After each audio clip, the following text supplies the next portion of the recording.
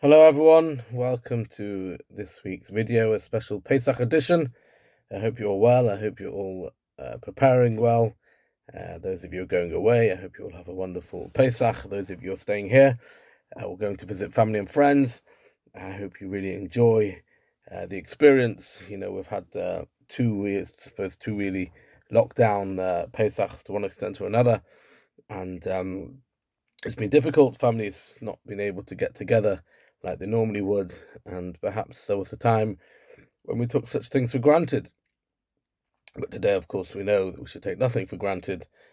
We have to be thankful for everything we have, and that is really, of course, the one of the core messages of Pesach. It's about thanking Hashem for taking us out of Egypt and for bringing us all the way to Sinai and giving us the Torah and choosing us as His special people.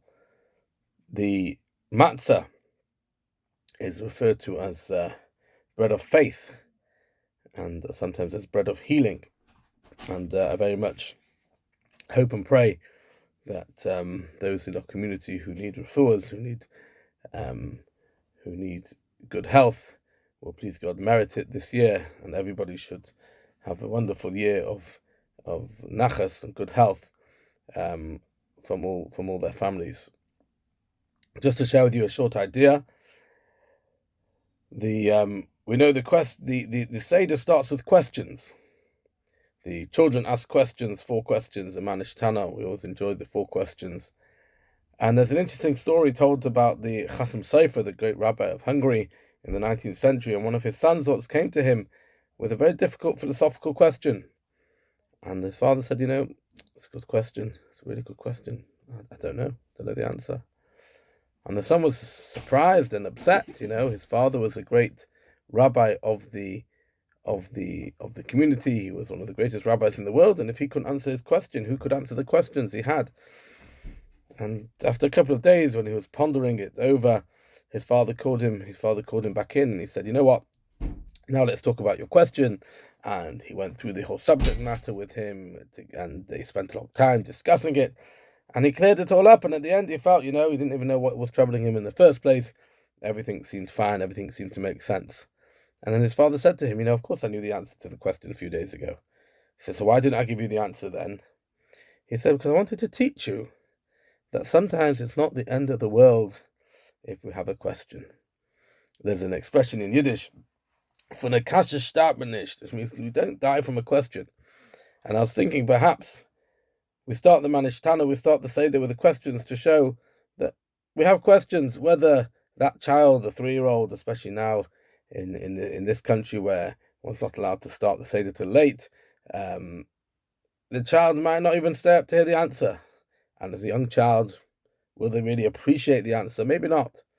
But the first thing is, we're telling them, be a thinking person.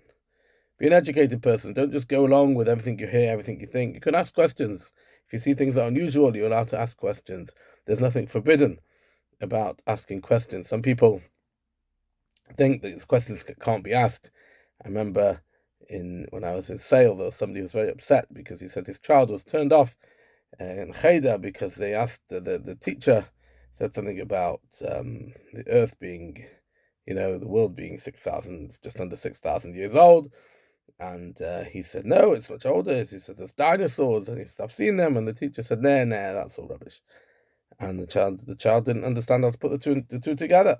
Now, of course, there's a time and a place to explain different ideas and theories about how we reconcile the age of the universe questions with the Torah's explanation. And there's a time and a place. But ultimately, there's nothing wrong with a question. So that's the idea and the thought I'd like to share with you. To remember, sometimes we have questions. We have difficult things that happen in our lives. Some people have difficult. We look at the world. We look at sad times for the Ukraine. Sad times for many parts of the world. Many places have been in perpetual war. In parts of Africa, in Yemen, in crisis. As long as I remember, there's been famines and terrible things going on in the world. And who knows until Mashiach comes if that will ever stop. But we continue with faith.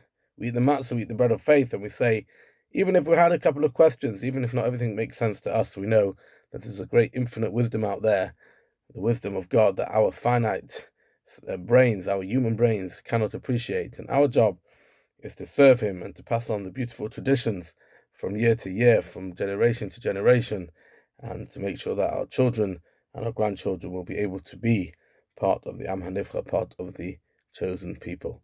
I wish everyone a good Yom Tov, and I hope to see you all. Please come and join us in Shul.